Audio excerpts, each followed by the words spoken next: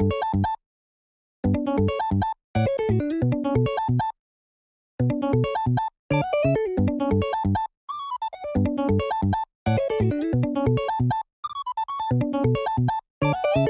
what is up, ladies and gentlemen? Good to see you again, and we've got the newest product coming out from the One Piece TCG, and it is awesome. We've got the Ultra Deck 3 Captains, Starter Deck 10, and I tell you what, this thing is amazing. At least for the value, in my opinion. I think that this might actually be one of the more... I feel like it might be one of the more like better bang for your buck as far as a starter deck is concerned. It comes with 3 leaders. It's got, you know, obviously a total of 50 cards because they have to have a 50 card set for a starter deck.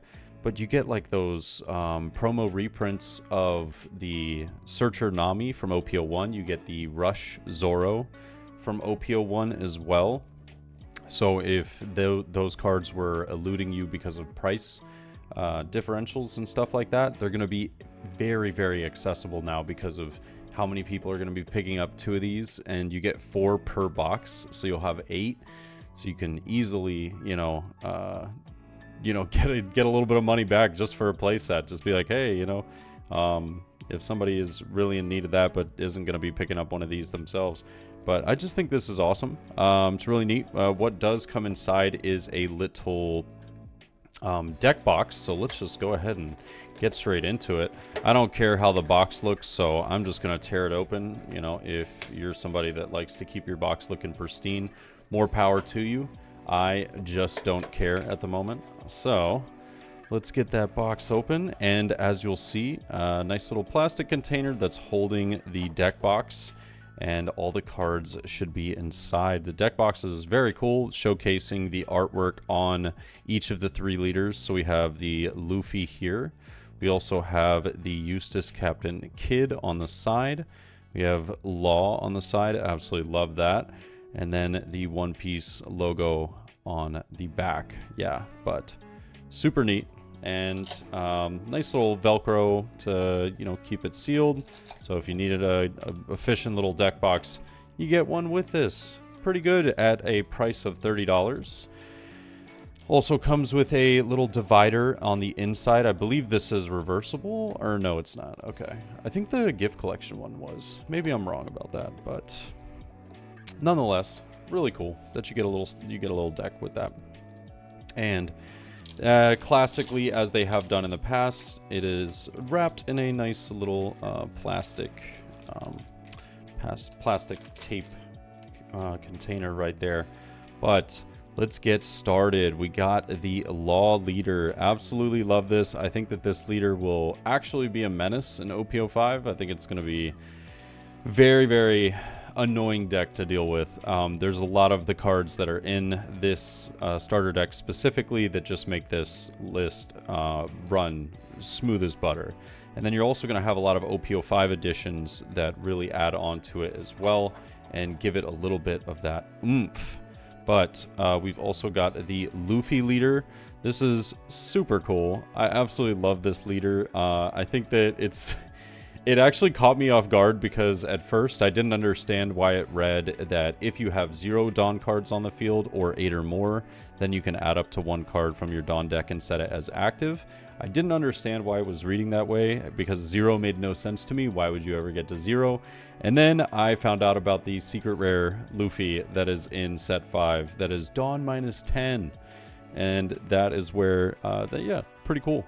Pretty cool card, really neat effect. I think there might be things in the future as well that this leader might actually see some pretty gnarly play, but 3 life is it's a doozy. That is a doozy. But so we got Law, we've got Luffy, and the other pirate captain of the worst generation is going to be the Eustace Captain Kid, and 5,000 power. This is the one that has 5 life. But I do think that this is probably the leader that's not going to be super competitive, but it does look absolutely incredible. Who knows? Who knows? I just haven't seen many lists or heard much about this leader in the Eastern meta. So we'll see if anybody can crack the code for the Western meta and make it into something special. But look at that 10 cost Luffy card. I think this card is a menace. It is, I played a couple of matches against some friends on the simulator where they used this card, and by God, what, let me tell you, when it is terrifying to deal with sometimes, because you're like, oh my God, I don't want to block, but like, how do I counter out of an 11k power attack? It's like, because if you block, you just lose 2 things automatically, and it's a huge feels bad. But Sabo was a very good direct counter to this card, which was fantastic. So there was a match where I was able to get a Sabo off that that made this card feel rather useless. But that is a very niche circumstance, and it looks as though you're going to get 2 of those Luffys. You're going to get 2 of each of the SRs in here. This Law is going to be a staple in the vast majority of purple decks to come. It's just a super solid card, having 1k power, 5k power, 1k counter, 5k power, and being a blocker with the Dawn -1 effect of having your opponent be at 7 cards or more in hand. You can just delete 2 of them from their hand. That is crazy good. Crazy good. And man, they killed the artwork on that. I'm not sure if I gave that like a full flash, but like all of these are texturized and looking fantastic. So yeah, we've got the Law. We've also got the Eustace Captain Kidd. I think that this card is going to be a staple in many purple decks as well. I don't know how many we'll be seeing in each list. I feel like some lists we'll see 4 of, some lists we might just see 2. But once we you know, get further into the game itself, I feel as though the reason why this this starter deck is going to have a lot of value is because every one of these SRs is just so good. They are so good. So I can't see a world where these cards won't be played in a lot of future decks.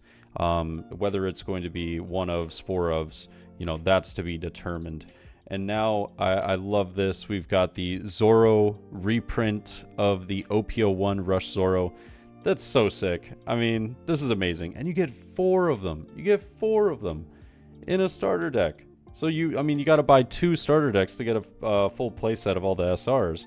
But that means you get 8 of these Zoros. So if a friend needs some, you might be able to just, you know, toss them their way, or, you know, you might be able to make a little bit of money back from the purchase of the starter deck in the future. I think these are amazing artworks, very cool to hold on to as well as the Nami. I mean, look at that. That is fantastic. I've been talking about this card for a long time because, one, I thought it looks amazing for no particular reason, obviously. But it's, you know, it's Searcher Nami. This card obviously being banned right now is, you know, not going to be the most impactful part of the meta, but it will definitely be a card that will always see play throughout the rest of this game. It just works super well into every multicolored list that will have red in it that wants to run a Straw Hat engine. So awesome artwork there. They really killed it. And now going into some of the commons and uncommons, I think that this Zoro, or excuse me, this Sanji, we probably won't see a ton of play of. I don't think it's like a terrible card, but I just think arguably you get Zoro for 3 Dawn less. You could get 5 cost Luffy for 1 Dawn less, same stat line. Yes, you get the counter power in this card, which is nice. However, the stipulation of it getting rush can sometimes be unachievable. So I don't think it's necessarily a bad card, but I don't know if we'll see too much of it. But Sanji, very cool. You get 4 of. And then Jinbei, I believe this is one of the few cards in the deck that you only get 2 of. I believe it's this and an event that you only get 2 of in the list. But Jinbei, 2k counter, Straw Hat searchable card, very cool. Dawn X1, when attacking, give a character minus 2,000 power. And yeah, Jinbei, very neat. And I think now we're going into some of the purple cards. Yeah, so Killer seems to be a card that I don't really think we'll see much play as of right now.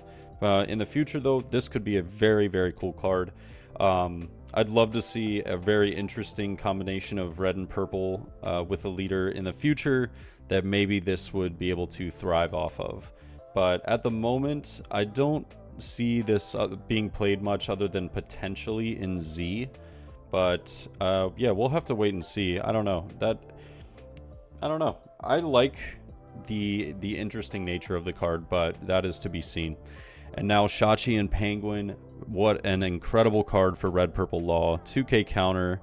If you have 3 or less Dawn cards on your field, add up to 2 cards from your Dawn deck and rest them as an on-play effect. So you just use the Law ability to Dawn -3 and then play Shachi and Penguin from hand, since you can play a 4 cost or less from hand.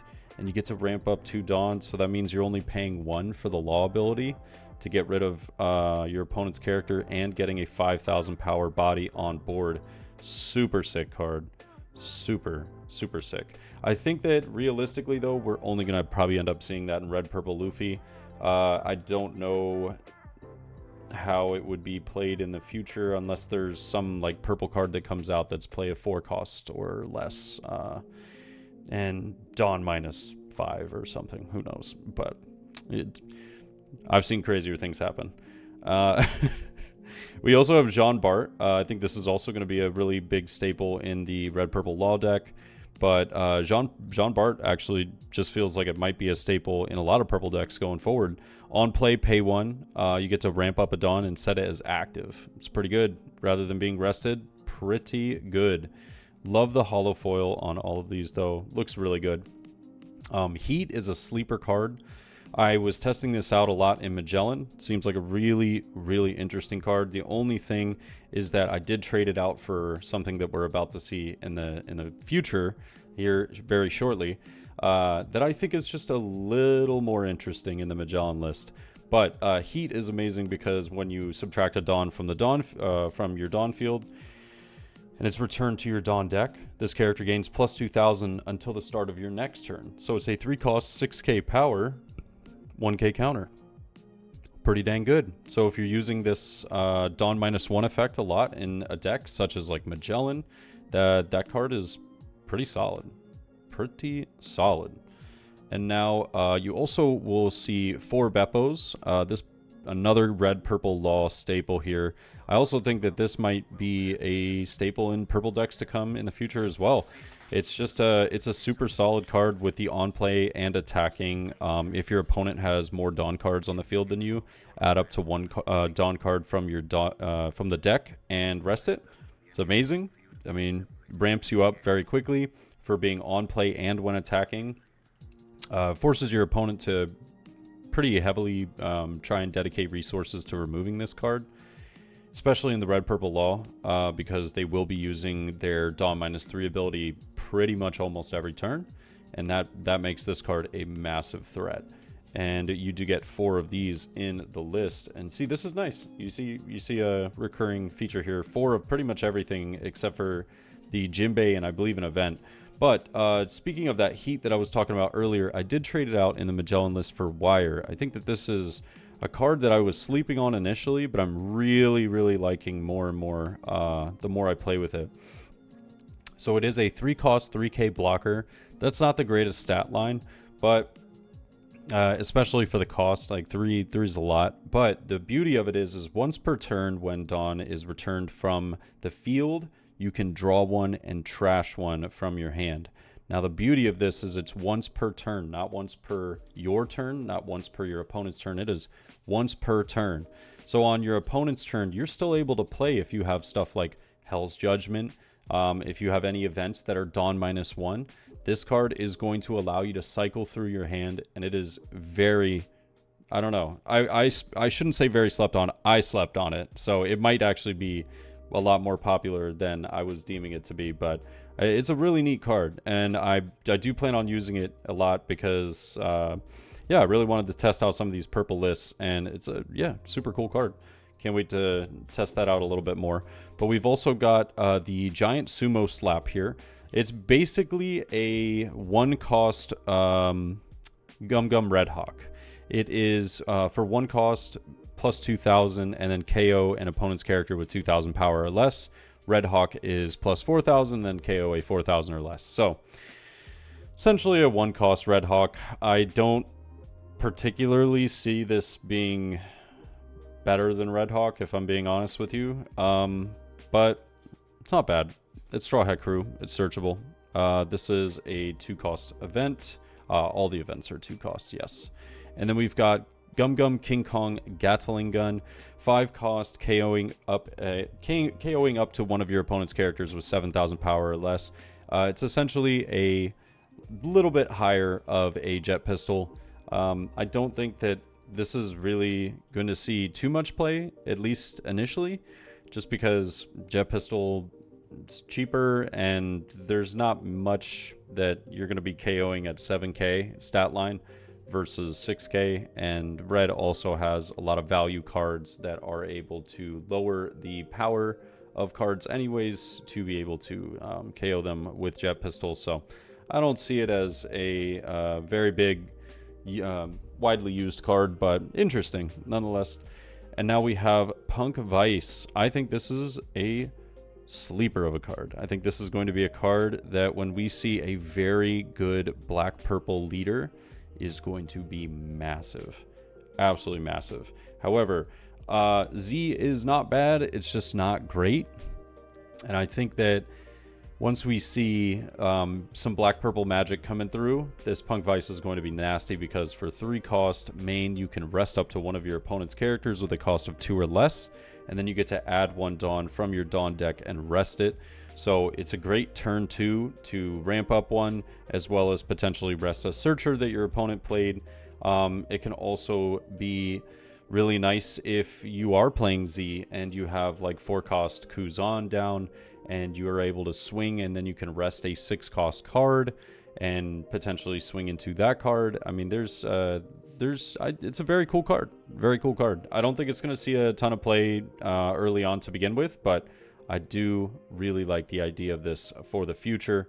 And then last but not least, gotta love it, the Hollow Dawn. 10 Hollow Dawn, which look fantastic. Like, fantastic. For just the standard Dawn look, I cannot explain enough how good these look in person. They really do. They really look amazing. So, all in all, I think this is going to be a great purchase. You know, there have been starter decks in the past that a lot of people avoided because they didn't think that the cards were going to be worth much or even useful in the meta or in the future meta. And now look where they are, such as starter deck 5 with the film package, having Utas, and those Utas are skyrocketing. And that's why that starter deck is so high in price now. So I think that, you know, a lot of these cards are going to be staples in many of the future decks. And I think this is actually a starter deck I would highly recommend picking up, especially just because of the reprints alone. But just picking up the leaders as well as the SRs themselves are going to be really nice. And it's MSRP $30. So if someone is trying to sell it for higher, you know, it's $30 MSRP. Try and shop around, see if you can find it for that right price. You know, but check out your local game store, see what they got going on. And other than that, guys, let me know your thoughts if there's anything that you're excited about in this, because I'm definitely excited about a lot of these cards and additions to future decks. But other than that, I'll catch you guys in the next one. All right, peace.